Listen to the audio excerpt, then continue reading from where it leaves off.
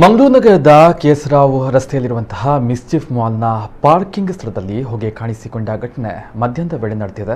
ಮಿಸ್ಚಿಫ್ mall ಕಟ್ಟಡದ royal ಗಜೆಬೋ ಎಂಬ ಹೆಸರಿನ ರೆಸ್ಟೋರೆಂಟ್ನ ಅಡುಗೆ ಮನೆಯ ಚಿಮಣಿಯ ಹೊಗೆ ಪಾರ್ಕಿಂಗ್ ಪ್ರದೇಶಕ್ಕೆ ಬಿಟ್ಟ ಕಾರಣ ಪಾರ್ಕಿಂಗ್ ಸ್ಥಳದಲ್ಲಿ ಹೊಗೆ ತುಂಬಿ ಆತಂಕ ಸೃಷ್ಟಿಯಾಯಿತು. ಈ ವೇಳೆ ಸ್ಥಳದಲ್ಲಿ ಇದ್ದಂತಹ ಗ್ರಾಹಕರು ಅಗ್ನಿಶಾಮಕ ದಳಕ್ಕೆ ಮಾಹಿತಿಯನ್ನು ನೀಡಿದರು. ತಕ್ಷಣ ಸ್ಥಳಕ್ಕೆ ಬಂದಂತಹ ಅಗ್ನಿಶಾಮಕ ದಳದ ಸಿಬ್ಬಂದಿ ಪರಿಶೀಲನೆ ನಡೆಸಿ ರೆಸ್ಟೋರೆಂಟ್ ಮಾಲೀಕನಿಗೆ ಎಚ್ಚರಿಕೆಯನ್ನು ನೀಡಿದ್ದಾರೆ.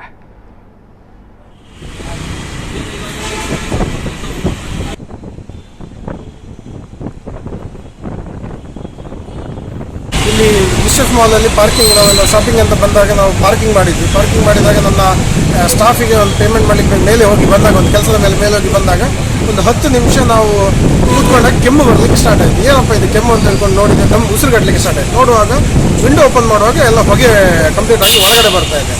ನಾನು ಅಂದ್ಕೊಂಡು ಏನೋ ಫೈರ್ ಆಗಿದೆ, ಗಾಡಿಯಲ್ಲಿ ಏನೋ ಸಮಸ್ಯೆ ಆಗಿರ್ಬೋದು, ಏನೋ ಫೈರ್ ಆಗಿದೆ ಅಂತ ನೋಡುವಾಗ ಫೈರ್ನವ್ರಿಗೆ ಫೋನ್ ಮಾಡಿದೆ. ಫೈರ್ನವ್ರು ಬಂದರು. ಅದನ್ನು ಚೆಕ್ ಮಾಡುವಾಗ ಇಲ್ಲಿ ಯಾವುದೊಂದು ಪ್ರೈವೇಟ್ ರೆಸ್ಟೋರೆಂಟ್ನವರ ತಮ್ಮ ಎಕ್ಸಾಸ್ಟನ್ನು ಈ ಪಾರ್ಕಿಂಗಿಗೆ 100% ಆಗಿ ಬಿಟ್ಟಿದ್ದಾರೆ. ಅದನ್ನು ಆ್ಯಕ್ಚುಲಿ ಚಿಮ್ನಿ ಕೊಟ್ಟು ಮೇಲೆ ಗಾಳಿಯಲ್ಲಿ ಬಿಡಬೇಕಿತ್ತು, ಬಟ್ ಇದು ಅಂಡರ್ಗ್ರೌಂಡಲ್ಲಿ ಕಂಪ್ಲೀಟ್ಲಿ ಕ್ಲೋಸ್ಡ್ ಎನ್ವೈರ್ಮೆಂಟಲ್ಲಿ ಬಿಟ್ಟಿದ್ದಾರೆ.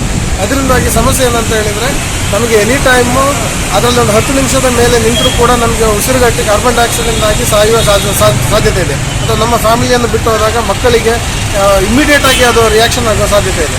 ಸೊ ಅದರ ಬಗ್ಗೆ ಕಂಪ್ಲೇಂಟ್ ಮಾಡಿದ್ದೀವಿ. ಅವ್ರು ಫೈರ್ನವರು ಬಂದಿದ್ದಾರೆ, ಹೋಟೆಲ್ನವ್ರ ಹತ್ರ ಮಾತಾಡಿದ್ದಾರೆ. ಅವರು ಇದು ಮಾಡ್ತಾರೆ, ಅದರ ಬಗ್ಗೆ ಸೂಕ್ತ ಕ್ರಮ ತಗೊಳ್ತಾರೆ ಅಂತ ಹೇಳಿದ್ದಾರೆ.